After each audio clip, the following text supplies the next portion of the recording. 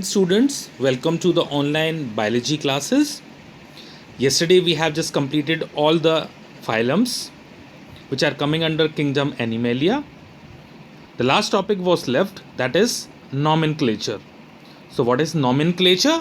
Nomenclature is the process of giving names to the organisms, and those names which is provided or which has been given to the organisms must be universally accepted. Means there might be different names which in regional language we might be saying or calling that particular animal by the regional names. So that creates a confusion because region wise the names differ. Suppose that we say something to a organism here in Sagar, but it can happen that when we go to Uttar Pradesh, the name of that particular animal is something else. So that will create a confusion if globally, if universally we will be just talking about. So there is a need of providing one common name, or we should not say it common, we should say it a universal name should be provided so that it can be used in whole world. If suppose that name is being given or you type that name in Google, so that particular organism only will be coming out. So that is called as nomenclature, means giving name to an organism. So that name, today in our today's topic which we are talking about the nomenclature, in that we'll be providing, or the scientific names are being given to an organism which is having two words. Okay, so such type of nomenclature is called as binomial nomenclature. Bi means two, so the name is having two words in it, and what those two words meant for, that we'll be discussing in our today's video. The word nomenclature is derived from two Latin words, that is nomen, which means name, clare, which means to call. So it means to call by name. Okay, students, I think it is very, very interesting. Nomen means name and clare means to call. So it means to call by name. It can be defined as the system which is responsible for giving names to an organism is called nomenclature. The system of giving name to the organism is called nomenclature. History. As common names are not authentic, as I have been discussing in the previous slide, as an introduction I was just talking about, okay, as the names are not authentic and cannot be used for scientific purposes, because these names change from language to language and from region to region. As in Madhya Pradesh, that particular organism is being called by some other name. In Uttar Pradesh, it is called by some other name. In Punjab and Haryana, it has been called by some other name. So to avoid that confusion, names have to be assigned to the organisms.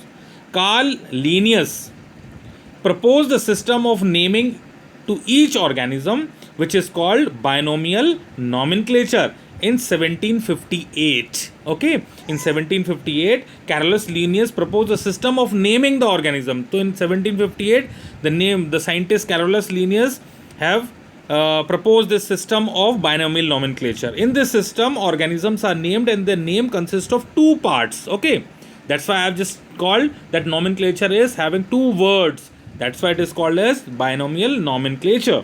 The first part indicates genus. As in the case of hierarchy, when we were just talking about hierarchy of classification, you can watch my videos. In that, in one of the video, I have just talked about the hierarchy of classification, in which I have just told you, or I just given you one trick of learning the hierarchy, that is kingdom, phylum, class, order, family, genus, species. I have told you one trick, and the trick was keep plate clean or family get sick. Keep plate clean or family get sick.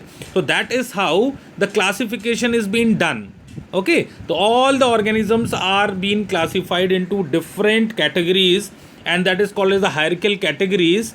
So these are kingdom, phylum, class, order, family, genus, species, and we have talked about five kingdoms: kingdom Plantae, kingdom Animalia, kingdom Fungi, kingdom Monera, kingdom Protista.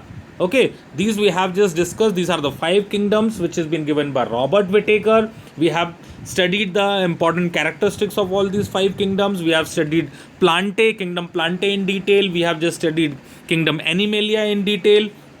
Okay, all the phylums, all the classes we have just studied. So the naming is being done on the basis of only two words. That is called as binomial nomenclature. Means the name of that organism will be having two words. One is genus, another one is species. So kingdom, phylum, class, order, family, genus and species. So the last two categories, that is genus and species, will be indicating the name of that particular organism. Okay, let us see the next one. Rules. Each binomial name of an organism consists of two Latin words. First word indicate genus, while second indicate species. So the name is having two words. The first word is the genus and second one is the species. The generic name will be start with capital letter. So the genus name will always be beginning with the capital letter and the species name with small letter. The binomial name should be italic. The binomial name should be italics or underlined. If suppose that if we are typing it, if the scientific name we are typing, so in that typing mode, if we are doing it in computer, so that scientific name will be in italics. Italics में जो writing style है, that should be italics. If we are writing with hand, if we are writing in paper with hand, so it has to be separately underlined, both genus and species. Two taxa cannot have same name. Okay, so same name cannot be there. Genus will be different and species will be different. Okay, essential requisites of binomial nomenclature. There are three most important requisites which should be in mind before giving any name to a taxon. Okay, that is uniqueness. The scientific name should be unique and individual. It must be the only name within that nomenclature. It must be the only name within that nomenclature. It should be unique and individual. It should not be like this ke two organisms are given the same name. Okay, so uniqueness should be there. Then universally, the scientific name should be universal and acceptable throughout the world and biological societies. Means if we will be typing the scientific name for any of the organism, suppose that for example if we are talking about tiger, तो Panthera tigris. तो tiger, the genus for the tiger is let us name it. For example, if suppose that tiger, if you want to give the scientific name to tiger, so the genus for the tiger, the name of the genus for the tiger is Panthera, and its species is tigris. So what would be the name of that organism, that is tiger? It will be called as Panthera tigris. So that Panthera tigris, if you'll be just writing in Google, so it will be opened and the tiger, the image of the tiger will come in front of you. Okay, but locally it can be called as by different names. Local में different names उसको दिए जा सकते हैं. लेकिन अगर आप चाहते हो कि अमेरिका का बंदा या कहीं और का भी पर्सन है वो जाने कि आप what you are talking about, तो आप सीधा पैंथरा टाइग्रिस बोलोगे तो होल वर्ल्ड में समझ में आ जाएगा you are talking about tiger. Okay, ordinary names cannot be used in nomenclature because it is very difficult for the taxonomist to learn names of taxa in ordinary language. Taxonomist कौन होते हैं? The person who study and classify the organisms. Okay, for them to study, the scientific names have to be given. Local names से उनको बहुत problems होंगी.